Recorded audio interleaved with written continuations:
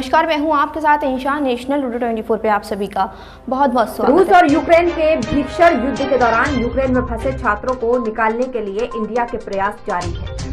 Ukraine में रूस ने मचाई तबाही के दौरान काफी कंट्रियों के छात्रों को परेशानियों का सामना करना पड़ रहा है और वह अपने अपने देश के राष्ट्रपति व प्रधानमंत्रियों से गुहार लगा रहे हैं कि उन्हें यूक्रेन से निकाल लिया जाए और वह सब अपने वतन वापस जाने की मांग कर रहे हैं। छात्रों की गुहारों को लेकर इंडिया बराबर अपने छात्रों को यूक्रेन से निकालने में जुटा है। वहीं कल भी छात्रों को यूक्रेन से इंडिया लाया गया और आज भी सुबह से ही यूक्रेन से फ्लाइट में बराबर छात्रों को लाया जा रहा है। यूक्रेन से वापस आए इंडिया में छात्रों से इसी को लेकर जब जाना कि यूक्रेन में किन समस्याओं का सामना किया और युद्ध के दौरान छात्रों को कहां रखा गया और खाने पीने को लेकर उनके पास क्या इंतजाम थे, तो क्या कहा छात्रों ने, जरा सुनिए उन्हीं की जुबानी।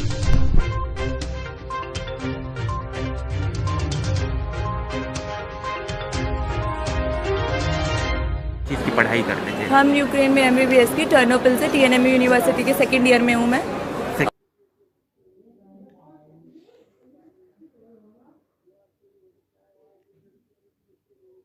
मैं बचाने का तो नहीं बोलूँगी, पर हम निकले थे वहाँ से ये सोच के कि सिचुएशन ठीक होगी, क्योंकि हमें ये इन्फॉर्म किया गया था कि पोलैंड बॉर्डर सेफ है हमारे इवैक्यूएशन के लिए। इवैक्यूएशन जैसे हम पोलैंड बॉर्डर पे वहाँ पे पहुँचते हैं, हमें पैदल चलने के लिए बोल दिया और पैदल 1-2 किलोमीटर नहीं 45 किलोमीटर लाइक एक्सपेक्ट भी नहीं कर सकते, पर हम लोगों ने चला वो जैसे तैसे। वहाँ जाके हमारे लिए बॉर्डर बंद कर दिया गया। हम लोग को 2 दिन वहाँ वेट कराया, मतलब उन्होंने आधे निकाल देते फिर वापस पीछे कर लेते हैं कि वापस जाओ, नहीं होगा अलाउ। यूक्रेनियन स्टूडेंट्स को पूरा फेवर किया गया। बॉर्डर क्रॉस करते करते आधे लोग तो बिल्कुल ऐसे हो गए थे कि बस यहीं छोड़ दो, अब से जाया ही नहीं जाएगा। हमें यहाँ से निकलना, मतलब निकलने की उम्मीद ही नहीं थी। खाना खाया नहीं था 2 दिन से।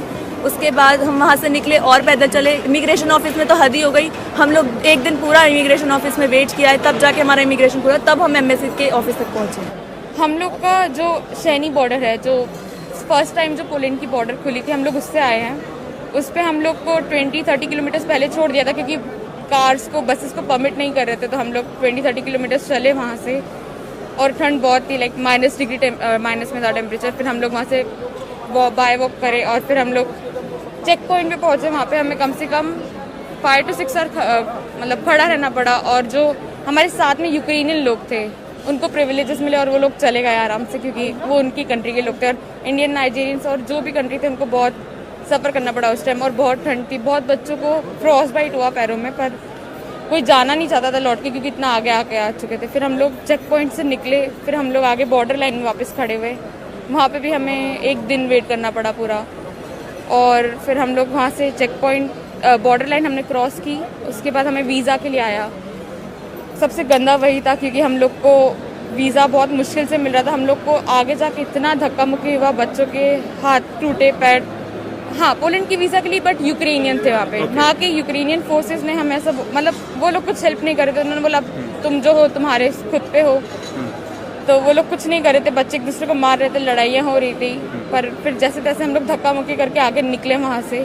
फिर वहाँ से निकलने के बाद हमारा वीज़ा हुआ। फिर हमें पोलैंड में बहुत अच्छी ट्रीटमेंट मिली, जो हमें यूक्रेन में बिल्कुल नहीं मिली। और यूक्रेनियन बिल्कुल, हमें पता है वो लोग फाइट कर रहे हैं, लेकिन फिर भी उनका बैक साइड बहुत गंदा है। ये आर्मी ने जो जिस तरीके से हम लोग को ट्रीट किया, खासकर जो स्टूडेंट्स जिनको मारा, गर्ल्स को भी मारा, ऐसा है बोल रहे हैं, लेकिन पता नहीं अभी यही सब है।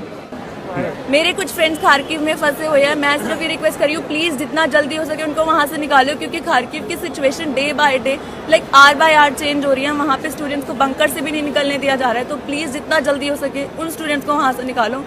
वो फर्स्ट ईयर फ्रेश ही ऐसे स्टूडेंट्स बैठे हुए हैं, तो उनका निकलना वहाँ से ज़रूरी है। उनको खाना भी नहीं मिल रहा है वहाँ पे टाइम से।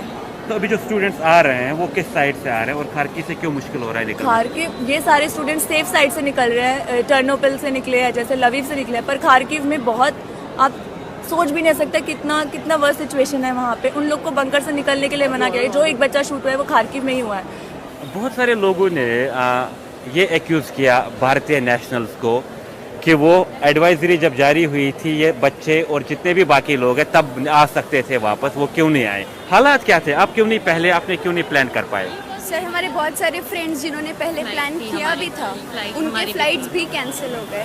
सर, हमारी फ्लाइट भी थी, लाइक 4 मार्च की थी, बट 24 को ही ऐसे ही थी। Like some days later. 24 मार्च को जब फ्लाइट थी, कीव से फ्लाइट थी, वो हमारे फ्रेंड्स एयरपोर्ट पे बैठे हुए थे, तब फर्स्ट बॉम्ब ब्लास्ट हुआ था वहाँ पे. So all of a sudden जब कीव में बोरिस्पल के पास ब्लास्ट हुआ तो सारे फ्लाइट्स भी कैंसिल हो गए. So the result was सभी लोग हॉस्टल में ही रह गए. बहुत कम स्टूडेंट्स आ पाए थे उस एडवाइजरी के बाद. तो आप इनकी मदर हैं.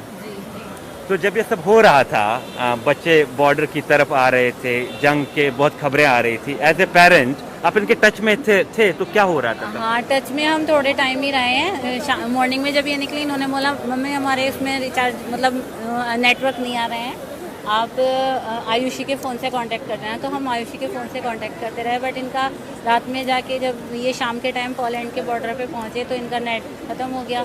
फिर पता नहीं कैसे अरेंज किया, और फिर इनसे जब बात हुई इन्होंने बोला कि हम मतलब इनको लौटा रहे थे. फिर हमने कॉल किया, इन्होंने अपने मामा को कॉल किया, उन्होंने दोबारा से मतलब किस तरह गवर्नमेंट एम्प्लॉय हैं वो, तो उन्होंने उनसे कहीं किसी एम्बेसी में बात करके उनसे कहा कि बच्चों को भगाया जा रहा है वहाँ से, तो आप प्लीज़ कुछ ऐसा करो कि बच्चों को मिल जाए. इनको फ़ोन कांटेक्ट किया किसी और फ्रेंड के फ़ोन से, तो उन्होंने फिर इनको अगले नेक्स्ट टाइम बताया इन्होंने कि हमें कह रहे हैं कि गर्ल्स, इंडियन गर्ल्स जा सकती हैं.